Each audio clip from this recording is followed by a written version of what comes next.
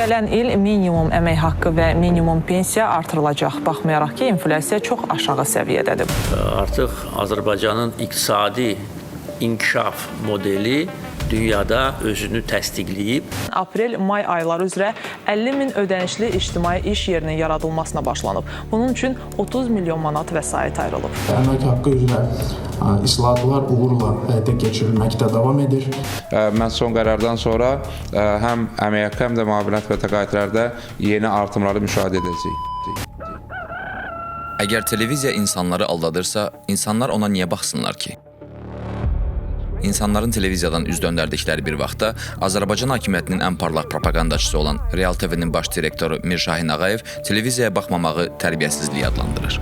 Bu tərbiyəsizlik kimi qəbul olunmalıdır. Evin yuxarı başında olan televizordan bərk yapışmalıdır və hətta lazımdırsa, məcbur eləməlidir evdəkiləri ki, mütləq televizora bax. Mirşahin Ağayevin əhalinin televiziyadan üz döndərməsini belə kəskin və isterik tərzdə ölkə səviyyəsində problem kimi təqdim etməsi sosial şəbəkələrdə çox müzakirə olunsa da, çıxışın səbəbləri diqqətdən kənarda qaldı. Hər bir avtoritar rejimin efirdə simaları propagandaçıları olur. Bu mənada Rusiyada Kremlin ən parlaq fiquru Margarita Simonyandır. Azərbaycanda isə rejimin təbliğatçısı sözü Mirşahin Ağayevlə assosiasiya olunur. Onun hakimiyyətinin ruporuna çevrilən televiziyalara baxmağı təbliğ etməsi propagandanın cəmiyyət üçün artıq yetəri qədər işləməməsi kimi də başa düşülə bilər.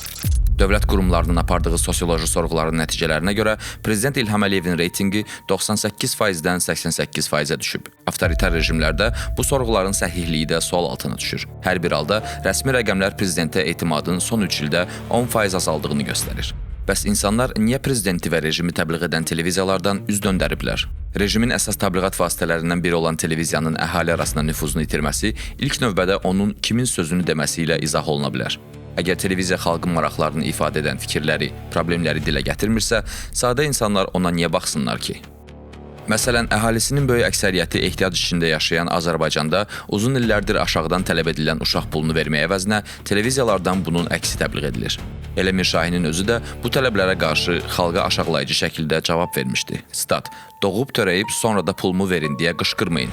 Reallıq bundan ibarətdir ki, təkcə Azərbaycanda deyil, bütün dünyada texnoloji inqilab televiziyaya marağı azaldıb və internet resurslarının izləyicilərinin sayı çoxalıb. Avtoritar rejimlərdə isə bu özünü daha kəskin formada göstərir. Məsələn, Rusiyada müstəqil tədqiqat mərkəzlərinin açıqlamalarına görə Kremlin təbliğat mərkəzi kimi çıxış edən əsas televiziyaların reytingi sürətlə düşməkdədir. Təkcə son 4 ayda Rusiyanın dövlət kanallarına baxış sayı 14% azalıb. Rusiyalı siyasi təhlilçilər rejimin təbliğatına qarşı bu cür geriləməni və marağın aşağı düşməsini potensial etirazın çoxalması ilə izah edirlər. Ekspertlərin fikrincə, hər gün efirdən eyni tonda deyilən yalanlar, ölkə başçısının reklamı tipli xəbərlər televiziyanın cazibəsini və təsir qabiliyyətini itirir. Televiziya ekranlarına yayılan xəbərlər əsasən bu tərzdədir. Putin maşınla Putinin yanından keçirdi, Putin Putini çayda gördü. Rusiyanın müstəqil tədqiqat mərkəzi Levada Center araşdırmışdı ki, son 15 ildə yaşı 65-dən aşağı olan ruslar arasında internet resurslarının sayı kəskin çoxalmaqdadır və bunun da səbəbi televiziyada fikir müxtəlifliyinin və alternativ fikrin olmaması ilə əlaqəlidir. Ekspertlər hesab edirlər ki, avtoritar rejimlərin total nəzarət altına ala bilmədikləri internet məkanında hakimiyyətin aşıladığı propagandaya qarşı fərqli reallığı tapmaq mümkündür və bütün bunlar dövlətin nəzarətində olan televiziyaya etimadı və güvəni nəticə etibarilə marağı öldürür. Yeri gəlmişkən, Macaristanda 20 ilədək hakimiyyətdə olan avtoritar baş nazir Viktor Orban son seçkilərdə uduzduqdan sonra ölkənin dövlət teleradyo şirkəti M1 bir neçə gün əvvəl xəbər yayımını dayandırdı. Yeni baş nazir Peter Madyar dövlət teleradyo kampaniyasının rəhbərliyini dəyişdikdən sonra ölkə telekanalının qara ekranında bu sözlər yazıldı. Üzr istəyirik, illərdir yalan danışmışıq. Dövlət mediası yalan danışmamalıdır. İllərdir məhz bunu etdiyimiz üçün üzr istəyirik.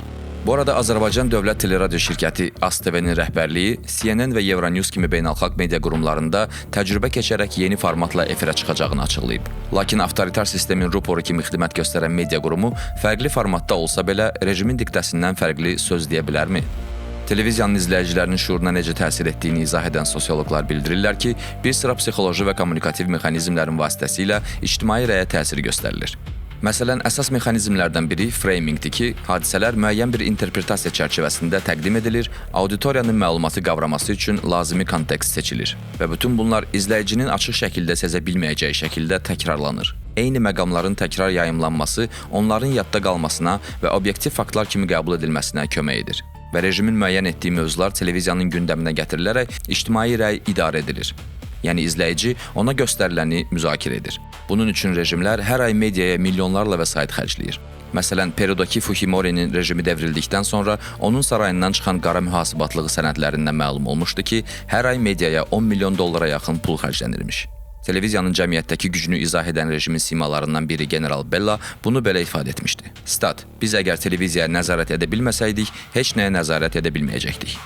Avtoritar rejimlərə, toplumdakı qavrayışlara və münasibətlərin formalaşmasına televiziyanın kütləvilik xüsusiyyətindən irəli gələn təsir gücü məlumdur. Buna görə də bu tipli rejimlər hər vəclə müəyyən davranış nümunələrini, münasibət formalarını və sosial rolları nümayiş etdirməklə televiziya izləyicilərinə təsir göstərməyə və ictimai gözləntiləri idarə etməyə çalışırlar.